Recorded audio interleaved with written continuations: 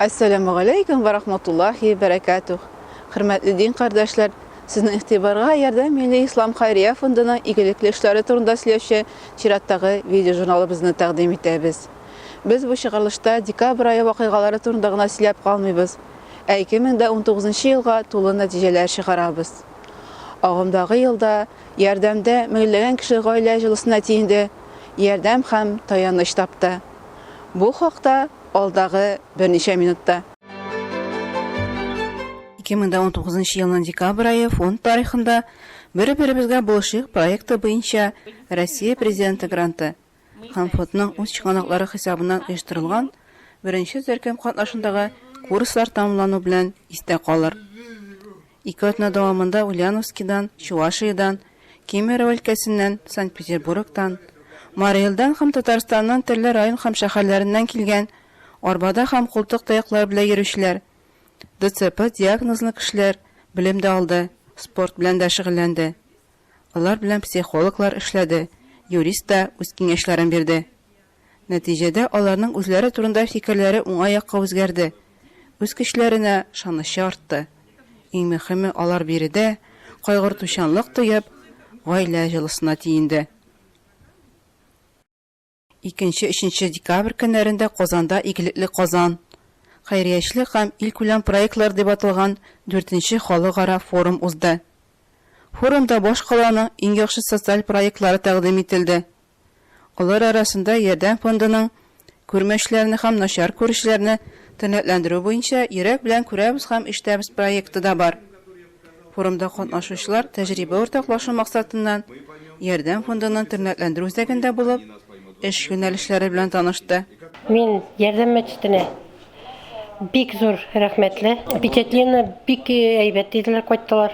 Алар хәзер безнең үзебездә, менә шул монда күргән эшләре белән безгә дә ярдәм итәләр эшебездә. Һәм бүтәннәргә дә пример булып торалар. Елның елында Ярдәмдә халыкара инвалидлар көненә, Казанда инвалидлар декадасына турылап, физик мөмкинлекләре чикле кешеләр өчен хәйрия ашлары уздырыла. Быел да 9-10 декабрь көннәрендә Ярдәм шатыры күрү, ишетү сәләтеннән мәхрүм булган кешеләрне, коляскада һәм култык таяклары белән йөрүчеләрне, ДЦП диагнозлы авыруларны, Казанның Юлина бистәсендәге инвалидлар җәмгыять әгъзаларын һәм инвалид балаларның ата-аналарын берләштергән кайгырту иҗтимагый оешмасы вәкилләрен җыйды.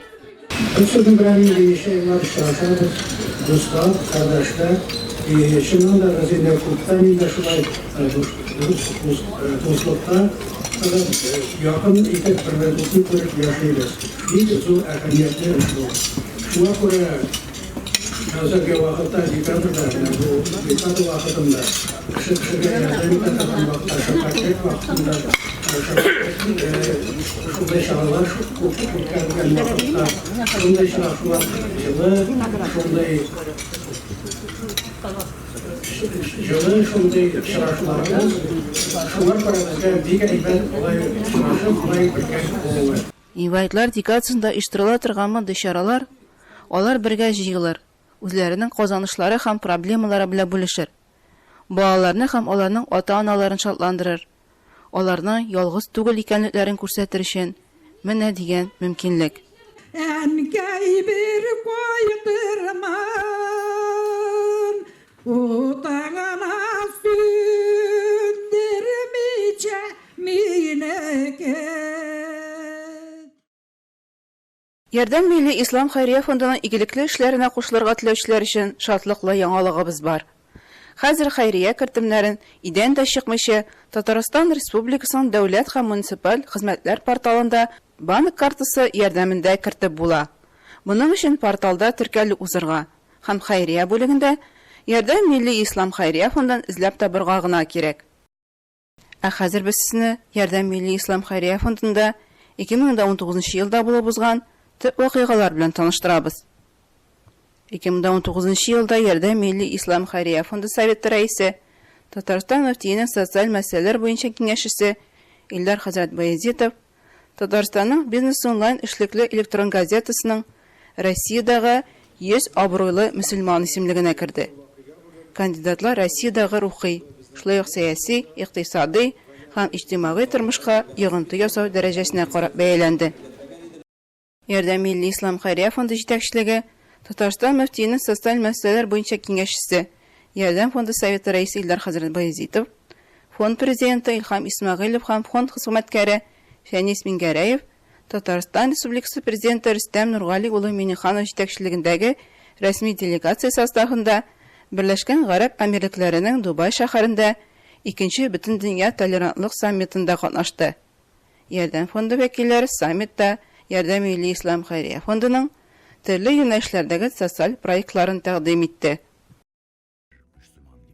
Изге Рамазан айында Төркиянең ТРТ билгесел телеканалында Ярдәм Милли Ислам Хәйрия фонды эшчәнлеге турында сөйләүче документаль фильм премьерасы узды. Бу документаль фильм профессионал кинематографлар тарафыннан агымдагы елның февраль-март айларында төшерелгән иде. Халыкара проект «Мөселман булып яшик» дип аталган 5 серияле документаль телепрограмма тормышын җәмгыятькә хезмәткә һәм хәйрия эшчәнлегенә багышланган төрле илләрдә яшәүче 3 мөселман турында сөйли. Дөньяда игелек кылудан да күркәмрәк хис юк. Ярдәм фондына теләктәшлек күрсәтүчеләрнең берсе Игелекле Казан оешмасы җитәкчесе Марат Исмәгыйлев фикеренчә, билгеле бер системага салынган хәйриячелек үсеше турында сүз алып барганда, нәкъ менә Ярдәм фондын үрнәк итеп китерергә була. 2019 ел Ярдәм Милли Ислам Хәйрия фонды өчен уңышлы узды. Һәм төрле чараларга һәм акцияларга бай булды. Фонд социаль яктан аз якланган кешеләр белән эшләвен дәвам итте. Алар арасында пенсионерлар, ятимнәр, күп балалы, аз керемле гаиләләр, сәламәтлеккә туймаган кешеләр бик күп.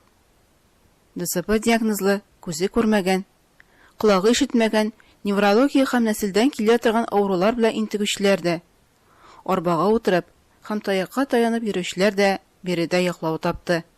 Шулай ук эчкечлектән һәм әфьюннән зарар күрүчеләргә дә хәлдән килгәнчә ярдәм күрсәтелде. Зәтү колонияларында дин тотучыларга рухи тәрбия бирелде. Корбан айында Казанда яшәүчеләргә зур күләмдә корбан ите таратылды. 2019 елда Ярдәм фонды башка хәйрия фондлары һәм оешмалары белән берлектә ярдәмгә мохтаҗ һәм сәламәтлеккә туймаган кешеләрне азык-төлек, кием-салым белән тәэмин итәр өчен төрле акциялар оештырды. Ярдәм чатырында физик мөмкинлекләре чикләнгән кешеләр өчен инвалидлар декадасына, Корбан гаетенә турылап, Сөйкле Пәйгамбәребезнең туган көненә багышлап, хәйрия эшләре уздырылды. Аллаһ Тәгалә адәмне яратканнан соң аңа төрле мөмкинчелекләр бирде. Һәм амашка изгелек кылырга чакырды. Бөтенләй күрмәүчеләр һәм начар күрүчеләргә, арбада утырып һәм таякка таянып йөрүчеләргә, ДЦП диагнозлы сәламәтлеккә туймаган, колагы ишетмәгән кешеләргә ярдәм итү Ярдәм фонды тарафыннан һәр даим алып барыла торган мөһим юнәлешләрнең берсе булып кала. Шунсында билгеләп үтәргә кирәк, 2019 елда күрмәүчеләр һәм начар күрүчеләр өчен йөрәк белән күрәбез һәм ишетәбез проекты буенча тернәтләндерү курслары дәүләт ярдәме һәм фондның үз чыганаклары хисабына үткәрелүен дәвам итте. Һәм сентябрь айында Россия президенты гранты тамамланды. Бу проект тамамланып бер айда үтмәде, Ярдәм фондының бик күп кешеләрнең дөньясын үзгәрткән, хыялларының тормышка ашуына сәбәпче булган бер-беребезгә булышык социаль проекты Россия президенты гранты онытты.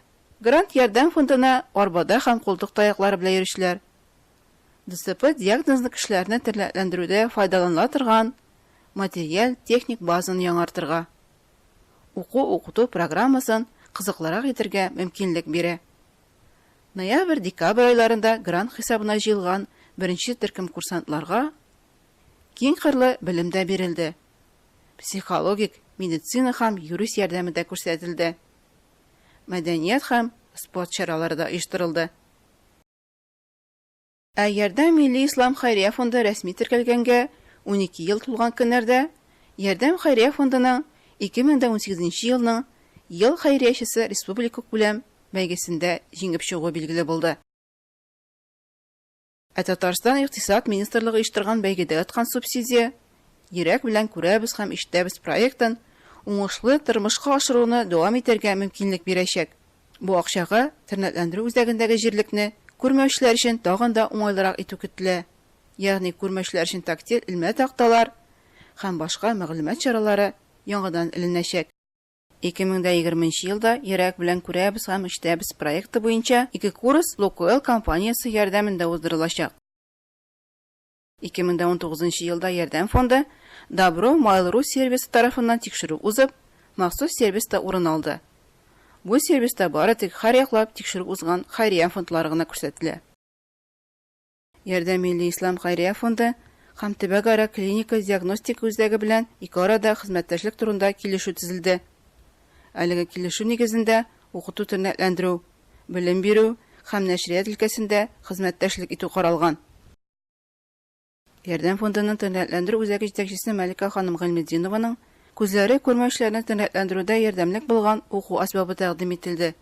Ул көнкүреш газы җиһазларын куллану кагыйдәләре. Ярдәм фондының күрмәүчеләрне психологик һәм медицина ягыннан тернәкләндерүдәге бай тәҗрибәсе турында сөйли. Балтач районы Бербаш авылында ир балалар өчен ачылган пансионат 2019 елда да үз эшчәнлеген дәвам итте. Заманча ярдәм пансионаты 30 урынга исәпләнгән. Хәзерге вакытта анда 16 ир бала яши һәм тәрбияләнә, спорт белән шөгыльләнә, күршедәге мәктәптә урта белем ала. Балтач районы һәм республика күләмендә узган Коръән уку ярышларында катнаша. Максат зурдан балаларга рухи әхлакый тәрбия бирүдә асыл традицияларыбызны тыргызу. Кунакчыллык якыныңа һәм мохтаҗларга ярдәм итүнең күркәм бер мисалы булып, Рамазан айында ярдәмдә ифтар һәм сәхәр истәләрен кору тора.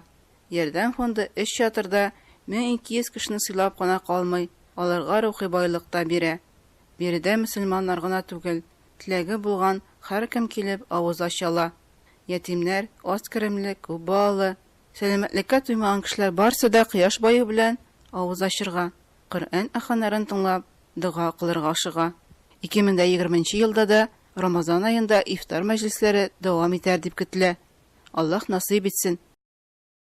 2019 ел дәвамында Ярдәм фонды йортсыз-җирсез һәм аз керемле кешеләргә хәлдән килгәнчә булышлык күрсәтте. Фонд хезмәткәрләре һәр дүшәмбедә Игелекле Казан проекты белән берлектә үзәктәге Борхан Шаһиди скверында, сишәмбе һәм чәршәмбе көннәрендә Мәскәү базары янында мохтаҗларны җылы ашлар белән һәм чәйләр белән сыйлады. 2019 ел Ярдәм Милли Ислам хәйрия фонды тарихында шулай ук фонд җитәкчеләре Илдар хәзрәт Баязитов һәм Мәликә ханым Гыйлметдинова турында документаль фильмна төшерелү белән дә истә калыр. Документалист Ренат Хәбибуллинның Илдар хәзрәт турындагы рух батырлыгы циклыннан «Стиль жизни, социальное служение» Илдар Баязитов дип аталган фильмы Алиф ТВ YouTube каналында. Мәликә ханым турындагы Мәликә Гыйлметдинова «Доброта, спасающая мир» фильмы Татарстан Яңа гасыр телеканалында Ватандашлар программасында тәкъдим ителде. Ярдәм хәйрия фондының киң кырлы эшчәнлеге масса күләм мәгълүмат чараларында, теле һәм радио тапшыруларда киң яктыртылды. 2019 елда Мәликә ханым Гыйлметдиновага Казанның хөрмәтле гражданины дигән мактаулы исем бирелде. Аның исеме тантаналы шартларда Казанның мактаулы гражданнары китабына кертелде. Мәликә ханым 10 ятим баланы тәрбиягә алган әни буларак Саратов өлкәсенең балалар хукуклары буенча вәкил бүлегенә дә лаек булды. Балаларны хөрмәт билгесе саналган махсус орден балалар һәм балачакны яклау өчен көчен кызганмаган шәхесләргә бирелә. Ярдәм Милли Ислам хәйрия фонды советы рәисе Илдар хәзрәт Баязитов Саратов өлкәсенең Мәгариф министрлыгы карамагындагы Иҗтимагый советның игелек өчен хөрмәт билгесе белән бүләкләнде. Ярдәм Милли Ислам хәйрия фонды җитәкчеләре Илдар хәзрәт Баязитов, Илхам Исмәгыйлов һәм Мәликә ханым Гыйлметдинова Татарстан Республикасы Иҗтимагый күзәтчелек комиссиясе әгъзалары булып сайланды. Комиссия әгъзалары колонияларда һәм тикшерү изоляторларында булып, иректән мәхрүм ителгәннәрнең һәм гаепләнүчеләрнең яшәү шартларын, аларның хукуклары бузылу-бузылмауны тикшерә. Ел ахырында Илдар хәзрәт Баязитов шулай ук Татарстан Республикасы буенча Эчке эшләр министрлыгы каршындагы Иҗтимагый советка керде. 2019 елда Ярдәм фондының бер юнәлеше булган балаларга ярдәм күрсәтүче Киләчәк буын хәйрия фонды шәһәр күләмендә узган социаль яктан әһәмиятле проектлар бәйгесендә җиңү яулады.